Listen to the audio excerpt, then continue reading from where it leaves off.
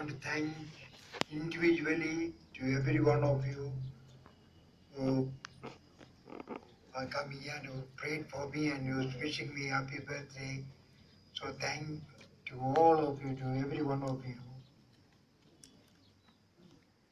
The little speech, the prayer by Father Rector, I thank Father Rector, who has been so good to me and is always being good to me.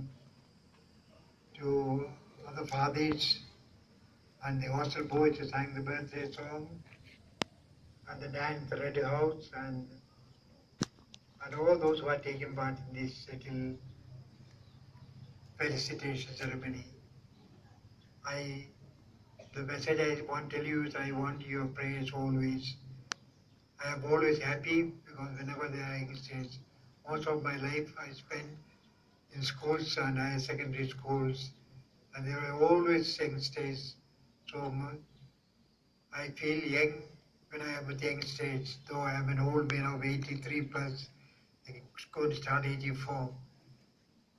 I'm sure very few of that age is in your villages around. Maybe your grandfathers must be there.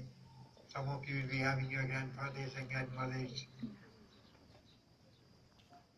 But I want to thank you all, and I ask you to continue to pray for me as I am reaching the end of my human life. As I said, all of us are precious for God. Each one of you is precious for God. It is God who has brought you to this world. We are not the ones who are chosen when to be born, from whom to be born. It is God who has given us, brought us to this world. And He wants all of us one day to be with Him forever in heaven. And when He gave us life, He had a plan for each one of us. So you are not just a simple ordinary people, but you are God's children, and God has got a plan for each one of you. And you should never forget, even when you have troubles and anxieties, all of us will have ups and downs in our life, human life. There will be happy days, successful days, the days of failure, days of sadness. There will be all type of days you will meet in your day, in the life you bear in this world. But one thing you should never forget, we have got a God who cares for us. A God who loves each one of us as we are, and He is there always ready to help us. We will not get what we ask immediately, but He will never refuse us. No prayer is God unheard by any one of His children. We are all God's children. And that is the message I want to give you. Never give up praying, never give up because of difficulties, maybe financial difficulties or physical difficulties like sickness and so many other difficulties you face in the world. But there is someone on whom we can rely on, that is God. And today I want you to thank God for me also, for giving me so many years, and for God looking after me for so many years. Of course, I too had my bad days and successful days and failed days, like any one of you will be having if you live so many years as I have lived. But God will never abandon us because He created us and He has given us, each one of us, a plan. And that plan must be fulfilled. That's the way we come closer to God. Then I came to this institution in 1989. Till 1989, there was a school. It was looked after by Father Ben, who was very good in Senapati. It was not separated. And the school was run by Father Daniel. He's the one who really started the school. It was class 6 or 7 was there. Not many children, but there were school going on. It was approved for a middle school. So in 1989, Don Bosco, this institution was canonically erected, that is, officially made into a Salesian house. I was appointed as rector here and principal. The same year, Archbishop Pintatani made this church as a parish church. And Father Peter Bianchi was appointed as the first parish priest of St. John Bosco Church here. In 1990, when I came in 1989, there were some children in class 7, 8, and they were planning whether to go ahead or not. The provincial said you try to go at least up to high school. So as soon as I came here, since I knew many people in Imphal, there was difficulty in 1991. We got recognized as high school. And the secretary of the board himself came here in 91 and told class 9 boys, that time they were only class 9 boys, make sure you shine like Don Bosco Imphal. That's the message secretary gave to the children to the school. We should be among the best schools in the state. And in 1994, I asked for recognition as a higher secondary school. 94, though it was the beginning, they told it would be very easy, don't worry, you said carry on. So I had taken some children in class 9, class 11, 1994. But in the meanwhile, there was a change in the government. President's rule came into the Manipur government, and the governor passed an order saying no private schools to be made into higher secondary schools.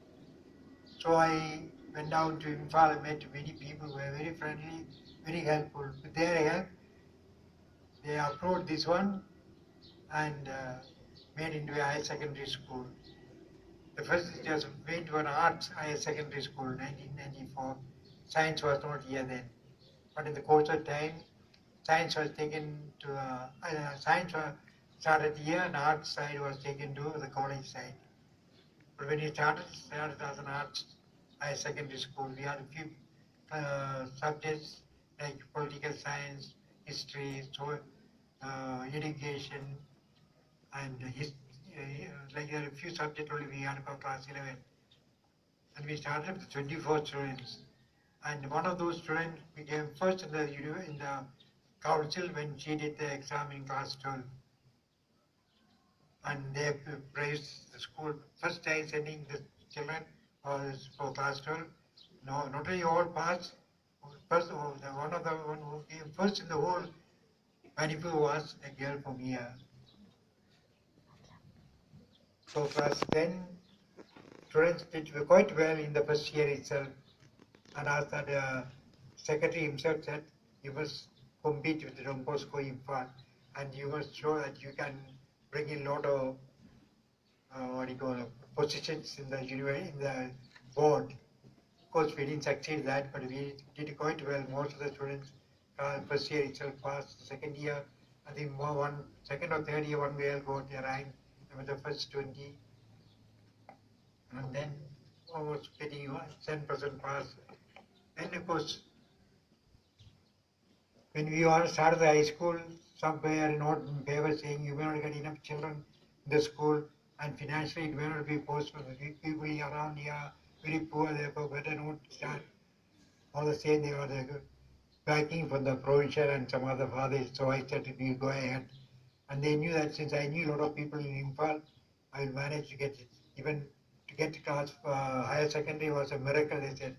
Everything was closed, but he antedated the date, and the secretary, not the secretary of education, secretary of the board, secretary of the government, he himself took an active part. I said, I have already taken the students, so we'll anticipate it, and we recognize your school from before we started. So that way, higher secondary came here, and I'm happy to see a tremendous improvement in all these places. In 1989, there were hardly any good houses in Maram Center. Most of them were huts. Only one or two or three buildings were with bricks. Others were all huts. And people were quite poor. But things have come up very well, and soon they have been able to start the college because the people helped us with the land and properties. And up to class 8, it was approved to the time of Father Daniel, who had started this institution. In 1989, when it was made into a Salesian house, Father Daniel handed over the school to Father Med, who was the parish priest of Senapati. He had handed over it 1 or 2 years earlier, and they knew that we are going to take over as Salesian house here. So, 1989, when I came, there was up to middle school, it was approved. There were very few students, but they were approval was up to middle school. So that year itself, I tried for pass high school. In spite of little difficulties, we got approval. And 1994, soon after matric, we approached the board, and board said, "You go ahead, we'll help you to make it to higher secondary," and it was made into higher secondary in spite of different difficulties. So you have to do what you have to do is you have to study hard, and like these Manipuri officers and all that should become one of the best schools in the state. I'm sure it's already one of the best schools in the state. It will keep up that prestige of the school always. Study hard and do, and as a message I told you, God has chosen each one of us. You are here, Bosco School, through God's will. God has a plan for each one of you. And that plan is always good, better than what we plan. So remember that you are here because God wants you to be here. You are alive because God wants you to be alive. So that is the message, and I ask you, I thank you once again, all the fathers, brothers, sisters, and teachers, and all the other, and all of you students, for all what you have been to me, and the prayers you have offered for me. Thank you all. Thank you, Father.